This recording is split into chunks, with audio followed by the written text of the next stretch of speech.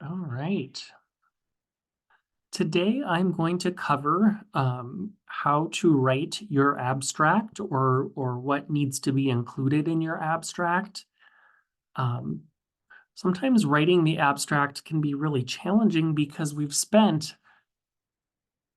almost a year, right, trying to develop and research and write so much writing. And now when we write the abstract, we have to be really brief. And we have to be really, really concise. And so we might have a manuscript that's 20, 40, 50 pages, right? And maybe more or less than that. And now we have to write an abstract that's a summary of all of that work. And it's usually just a paragraph. And so sometimes it can be really challenging to decide what to write for your abstract. Again, the main points of an abstract, and hopefully you've all read a ton of abstracts with your research, but they provide a brief, concise summary of the contents of the article. And so as many of you know, when you're reading articles or you're looking at the abstract first, right, to decide, do I need to go into this article and look even further? And so keywords should be embedded in your abstract. That way readers can find it in a search if it is published in some way. And I think the key here is many abstracts have a word limit or a character limit. And so they can be as low as 150 words to 250 words. And I'll talk a little bit more about some of the specifics of that later on for your project. So a good abstract is going to correctly reflect the purpose and content of the manuscript. And so it's a report. Sometimes it's really to the point, and it's non-evaluative. So you're not explaining anything. You're just reporting what those facts are that are in your manuscript. It should be coherent and readable and have very clear and concise language, specifically using verbs and active voice, not your passive voice.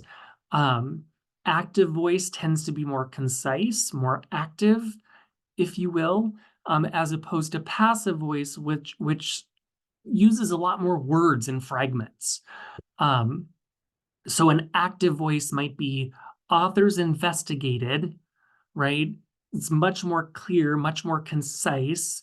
It's in that active voice as opposed to authors conducted an investigation of blah, blah, blah, blah, blah, blah, blah, right? So which is past tense, right? Well, it's past tense, but it's has so many more words to it. And so in your abstract, you have to be very clear and concise, yet be brief and informative, and begin with the most important points. And again, it's sometimes hard to figure out what those most important points are.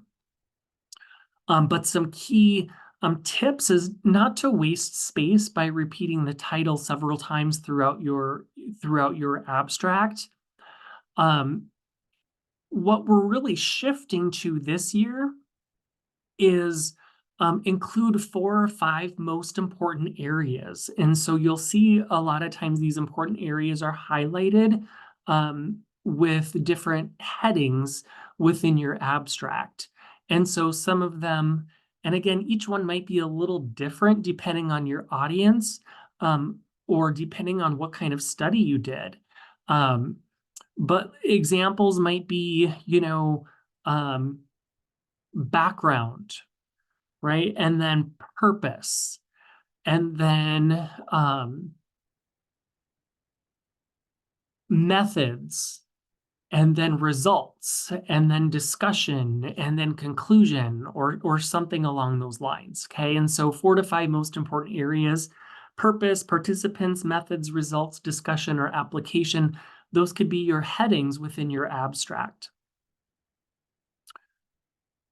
So again, your outline may differ a little bit, but I will say that the School of the St. Gianna School of Health Sciences is trying to really streamline this for students this year, and really trying to make a manuscript or a presentation at the colloquium very consistent with our school. And our Dean of Health Sciences has published so many times. And so she has graciously given some suggestions and ideas for how we can more consistently format our abstracts. And so typically when we're writing, our background of our study, that may be one or two sentences, right? Which then lends itself to the purpose of our study, or maybe in some cases it might be research questions. And again, you just want to describe that in one sentence. We don't have a lot of words to work with. You might explain what your participants are. That might also be in the purpose of your study. Again, you're going to want to highlight what those essential features are of your methods. So is it a phenomenological study? Is it a survey, pre-test, post-test design? You'll also want to add what your basic findings are. So in your results section, what are your basic findings? You might have a couple statements that just simply state that you found statistical significance and then report what those levels are. If it's qualitative, you may have just a very brief description of your themes or a very summarized, condensed version of your themes. You may have a section after your findings. You may have a section on discussion, or you might jump specifically to implications to practice, or you might simply finish with a conclusive statement after those results. And so again, there is a little bit of leeway with your outline on how you set up your abstract, but I think some of the samples I'll cover will really help all of us out. So again, these are coming from our dean of the school. So when formatting our abstract, generally speaking, we want Arial 12 font, and we want to single space it. And I have examples embedded in the PowerPoint, so I'll show you what those are. Between the authors and the body of the abstract, we're looking for that double space. We want to write your abstract in one continuous paragraph. Again, having some bold headings in there that make sense with what areas you're highlighting in your abstract. The title of your research study should be limited to 15 words or less. So try and stick within that. I know we've already submitted the titles already. I think when I scanned a lot of those, I think they were all under 15 words. I tried to provide feedback to those who were kind of inching beyond that. Now, our dean recommends having a character count of 3,500 characters, which includes spaces. This does not include your title, your authors, or if you happen to have references within your citation or within your abstract, it doesn't include those. Now, years past, their colloquium committee puts a limit on our abstracts that we submit to them for our presentations, and those are usually 250 words. And so when I'm looking at, I wonder how many words 3,500 characters is, including spaces, it ends up being about 500 to 875 words. So again, in your abstract for your manuscript, there's a little bit of leeway and grace, I would say, with that. For the colloquium committee, they're usually copying and pasting those abstracts into a nice brochure, if you will. And so they like to condense those a little bit more. Typically in your abstract, there's no in-text citations. It's usually our own voice, and we're so direct and to the point. However, every now and then there may be a statistic or something like that that maybe is appropriate to use that in-text citation.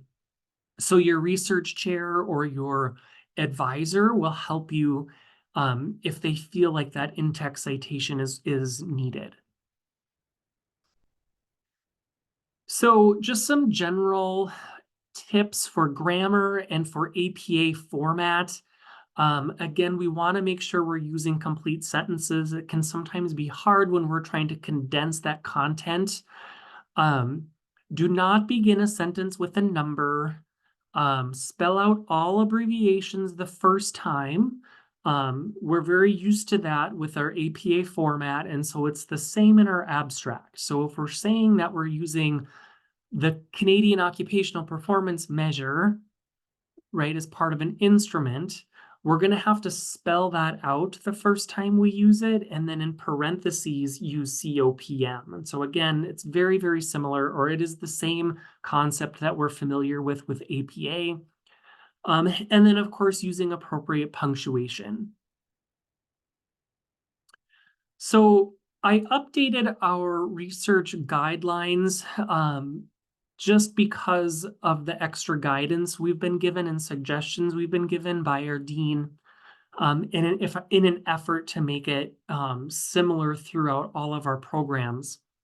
On the left-hand side, and this is copied and pasted from the updated research guidelines, but for the purpose of the research colloquium, this is how they like everything formatted. And so title in all caps letters, centered, your author's name, as well as your credentials, followed by your affiliation, which is the University of Mary, Bismarck, North Dakota.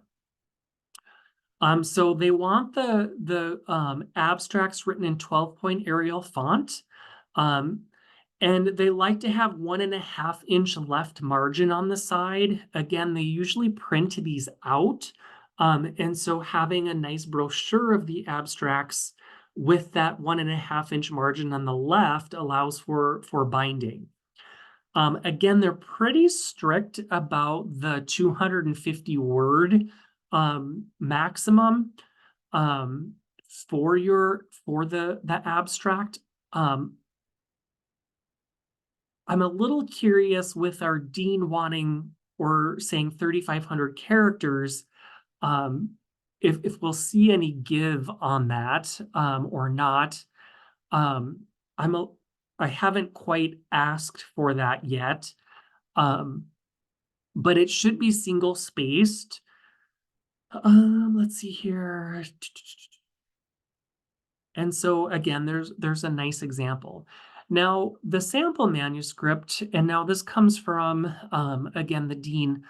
So in bold on the left side, title, below that, your author affiliation, below that, your abstract.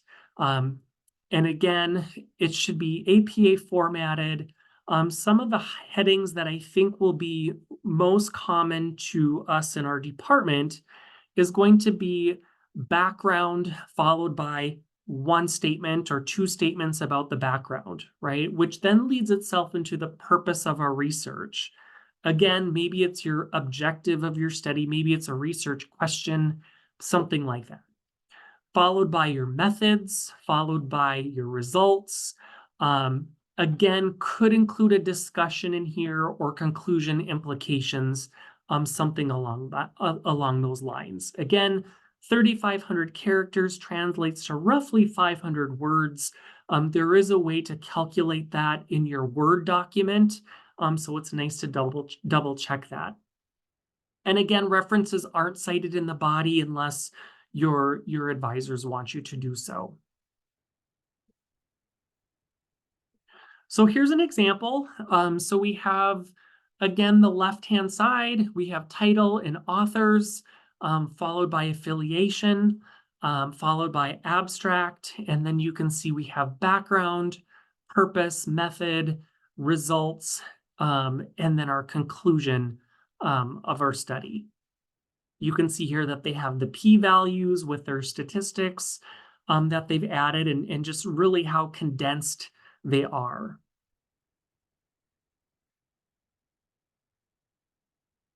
So I'm going to stop sharing the PowerPoint and I'm going to go to our research guidelines. Again, this is hot off the press. I am in the document itself where I'm talking about the title page, spacing, and then I've copied and pasted for abstract. I've copied and pasted the abstract formatting that's coming from our dean.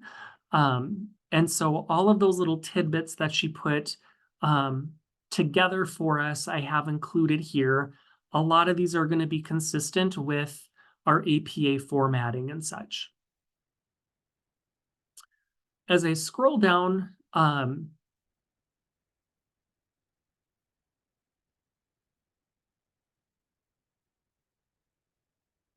those little items that I have on the PowerPoint slides,